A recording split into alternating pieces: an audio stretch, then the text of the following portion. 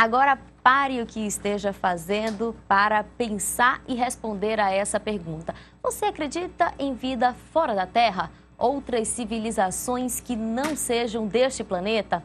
O assunto ainda é um tabu que estudiosos da área tentam desmistificar ou pelo menos abrir mais espaço de discussões. E é para falar sobre a presença de seres alienígenas na Terra e até no Brasil. Quem está em Manaus é o ufólogo Ademar Jevaé, editor da revista UFO. Muito boa tarde, seja bem-vindo. Muito obrigado. Jevaé, eu queria que você começasse, antes de tudo, a falar para a gente um pouco sobre a sua palestra, que vai mostrar o tema OVNI, que tem milhares de páginas de registros feitos pela Força Aérea Brasileira, né? São mais de 7.000 páginas de relatórios que já foram abertos pela FAB, mas tem muita coisa ainda para ser revelada? É verdade. Essa palestra que eu farei hoje, ela tem a ver com a abertura do governo e dos militares para a questão ufológica, algo que já vem acontecendo desde 2007. Mas eu já fiz outras palestras antes aqui, uma delas sobre as pesquisas que eu regularmente realizo em algumas comunidades do Rio Negro. Uma delas está nessa edição da revista UFO, que eu quero te presentear. Obrigada. É um trabalho feito não há muito tempo atrás. Estive no ano passado também falando sobre um fenômeno que acontece em plantações ligadas a esse assunto, mas hoje o tema vai ser a abertura ufológica. Você sabe, muita gente não tem ideia que o governo brasileiro pesquisou discos voadores oficialmente através da Força Aérea Brasileira em várias circunstâncias. Desde 1954 que os militares tiveram sua atenção despertada para a existência de discos voadores, que são naves que vêm de outros planetas, com seres que vivem nesses outros planetas até a Terra. E os militares brasileiros nunca se descuidaram disso. Pesquisaram os UFOs em 54, em 69, em 77, em 86, em comissões oficiais. Só que isso sempre ficou secreto. Nunca foi algo que o governo anunciou que estava fazendo. Mas os ufólogos sempre souberam, e através de vazamentos a gente descobriu alguns fatos. Até que chegou um momento, há alguns anos atrás, em que a revista UFO iniciou uma campanha chamada UFOs, Liberdade de Informação Já, pedindo ao governo que abrisse os seus documentos, que revelasse à nação, não aos ufólogos, mas à nação, o que sabe sobre esse assunto. E o governo abriu 7.000 páginas de documentos. Isso está à disposição da população no Arquivo Nacional no Rio de Janeiro, no Arquivo Nacional em Brasília, principalmente, no site da revista UFO, ufo.com.br. Ou seja, já não é mais uma coisa de os ufólogos dizerem que discos voadores existem. Os próprios militares brasileiros, na sua documentação, que foi compilada a partir de pesquisas de ocorrências de discos voadores, avistamentos, perseguições, pousos, eles afirmam o fenômeno real. Nós o investigamos e sabemos disso. Agora, Jevaé, como você falou, as primeiras investigações foram registradas em 1954. Depois vieram momentos importantes, né, como a Operação Prata, em 77, Sim. que você citou, e durante toda a década de 90, com aparições relatadas, inclusive, aqui na Amazônia. Isso significa que as Forças Armadas nunca tiraram os olhos desse assunto e, por isso, teria muito mais aí para ser mostrado? Exatamente, nunca tiraram os olhos. Essas 7.000 páginas que foram divulgadas são a pontinha do iceberg. Mas nós queremos o iceberg inteiro. A gente faz várias viagens para levar ele para casa, se precisar. Por exemplo, sobre a Operação Prato, que é uma coisa que as pessoas pensam que aconteceu só lá no Pará, na Ilha de Colares e arredores. Não, os fatos relativos à Operação Prato também aconteceram aqui na Amazônia. E eu investiguei aqui em Anavilhanas, na Baía de Acajatuba, em algumas comunidades, pessoas que tiveram avistamento dos fenômenos que foram investigados durante a Operação Prato. A operação, para quem não tem ideia, foi uma missão militar da Força Aérea, comandada na época pelo capitão intendente da Aeronáutica, o Iranger Holanda, que depois se aposentou como coronel, que tinha o objetivo de descobrir o que eram aquelas luzes, aquelas naves que apareciam principalmente nos arredores de Belém, na Ilha de Colares, concentrados ali, na Baía do Sol, e que atacavam as pessoas. Esse fenômeno também se reproduziu aqui e também foi pesquisado aqui na Amazônia, assim como no Maranhão, assim como no Ceará, e depois o fenômeno se deslocou para o Peru.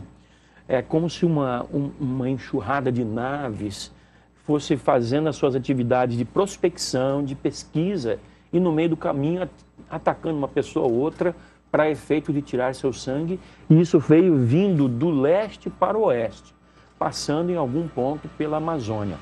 O Exército teve envolvimento nisso, mas principalmente a Força Aérea Brasileira nunca se descuidou.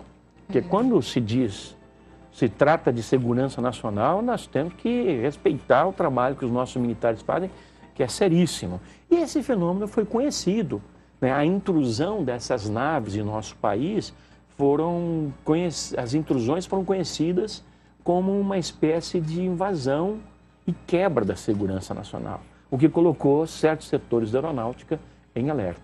Como você falou, existe uma campanha, né, para que sejam divulgadas essa campanha, e já foram divulgadas essas mais de 7.000 páginas, 7.000 páginas, né? É o mais. Né? Então, essa campanha continua para que sejam divulgadas mais informações ainda? Sim, a campanha continua. Ela não vai parar porque, como eu falei, nós acreditamos que o governo, embora tenha dito que liberou tudo, não entregou mais do que 10%. 7.000 páginas não é nada. Isso cobriria o período dos anos 50 até os anos 2010. São 60 anos. 7.000 páginas é muito pouco para cobrir 60 anos. Nós acreditamos que há muito mais do que isso e temos a confirmação por parte de alguns vazamentos militares de que há. Só que, claro, como qualquer brasileiro está vendo, nos últimos 18 meses e provavelmente, talvez por mais um ano e meio, não se pode falar em nada de útil para a sociedade nesse país, porque o país só está vivendo momentos políticos que interessam aos nossos políticos. E eles estão um pouco se lixando com a população. Então, nesse momento, a nossa campanha está em hold, está paralisada, mas nós nunca desistimos. E sempre estamos procurando alguma nova fonte. É muito comum que depois de conversas como essa, como nós estamos tendo, algum militar me procure. Isso aconteceu várias vezes para dizer, olha, eu tenho um elemento, uma informação, um dado a acrescentar, um caso pesquisado assim, assado. E sempre vem.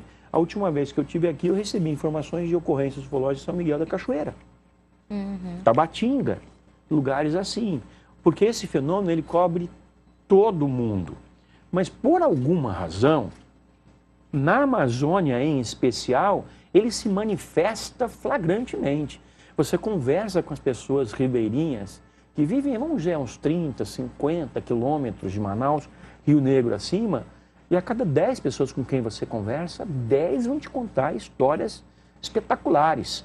E umas 2 ou 3 vão te contar histórias assim, múltiplas.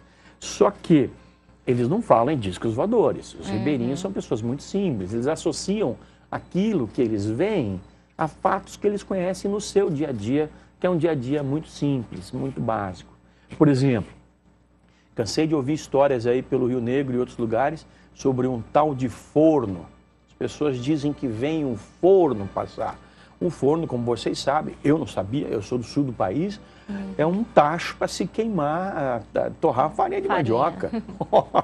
Eu custei um pouquinho para aprender isso, mas quando eu descobri, eu comecei a identificar um monte de casos que as pessoas se referiam a discos voadores, as naves passando, quando vistas por baixo, parecem ser um forno. Outros casos são, por exemplo, pessoas que me contam que veem ilhas que não existiam antes no meio do rio, ou castelos que saem do rio e se elevam e vão para o céu, porque eles veem uma estrutura cheia de luzes e eles associam a castelos na sua simplicidade. Há uma riqueza fabulosa, encantadora, charmosa até na descrição dessas pessoas. Por isso que eu sou muito interessado, sou praticamente obcecado pelas histórias do Amazonas e sempre que eu posso, a convite da minha amiga Maia, venho aqui fazer palestras e fazer pesquisas para saber mais do que acontece aqui. E tem outra, eu levo essas informações para o sul do Brasil e para outros países. Fiz palestra recentemente sobre UFOs na Amazônia, em Copenhague, na Dinamarca, e em Londres, na Inglaterra. E as pessoas ficam maravilhadas de ver com que simplicidade a gente daqui da Amazônia, do Amazonas, do Pará e de outros lugares, convivem com esse fenômeno há muitas décadas. Agora, eu queria que você falasse para a gente como é que determina aí o limite. Como você falou, existem muitos ribeirinhos e a gente também escuta aquela história de ribeirinho, né? Aquela história que conta que pegou um peixe que foi bem maior, enfim, né? Como distinguir o que é crendice, o que é fantasia popular e o que de fato é verdadeiro? Enquanto isso, a gente vai mostrando imagens que a gente pegou da internet de fatos que aconteceram. Olha, na nossa profissão, como na tua profissão, por exemplo, como repórter, a gente desenvolve um feeling. Ele tem uma parte subjetiva, em que, baseado na sua experiência, você vê quando a pessoa está falando a verdade ou não. Mas nós também temos uma parte objetiva na pesquisa, que é um questionário que nós fazemos com as pessoas para fazer a confirmação cruzada dos fatos. É muito comum, sabe, uma coisa típica dessa região, de o ribeirinho, quando te conta uma experiência, olhando nos teus olhos, ele se emociona, porque ele revive aquela experiência. Ele conta, e a experiência que ele viveu, por exemplo, eu vou te dar uma de muitas ideias. Um grupo de pescadores numa canoa, à noite, num barco, vê um outro barco se aproximar, todo iluminado. Eles acham incomum um barco tão iluminado, que quando se aproxima, está acima da água. Não é um barco, é uma nave voadora silenciosa, que aqui é chamado navio fantasma. Eu ouvi essa história de gente que não se conhece, de diversos pontos, do Amazonas e do Pará. E essas pessoas contam a mesma coisa. Ou aquele cidadão que está pescando solitariamente num ponto aí, esperando vir um pirarucu, e de repente ele vê uma bola de luz intensa sair de dentro d'água, e antes disso ele vê a bola cruzar por baixo da água, iluminando como uma luz neon, aí sai, provoca um borbulhamento da água e se eleva ao céu. Esses casos acontecem, e quando as pessoas te contam essas histórias, você as associa a outras histórias contadas por pessoas iguais na Austrália, na África, nos Estados Unidos, na Rússia, na Ásia, ou seja, o fenômeno é o mesmo, sendo visto da mesma maneira por pessoas diferentes em todo o mundo. Então, há um padrão. Nós não estamos ouvindo aqui, por exemplo, histórias absurdas. Agora, há uma que é muito interessante, que eu ouvi de um casal que reside na Baía de Acajatuba, e falou assim: olha, seu Zevaeldo, isso que o senhor está falando nós nunca viu aqui não, mas o que a gente vê de vez em quando é uma procissão. Muita gente está nos ouvindo aqui, que conhece os ribeirinhos, vai entendendo o que eu estou falando. A procissão é como eles se referem a um cortejo fúnebre, em que pessoas com velas na mão e carregam o caixão com a outra mão, etc. e tal. O que esse casal viu na Baía da Acajatuba? Viu um objeto cilíndrico com uma fileira de luzes, que interpretou imediatamente como um cortejo fúnebre, uma procissão de um caixão escuro, gente segurando com velas na mão.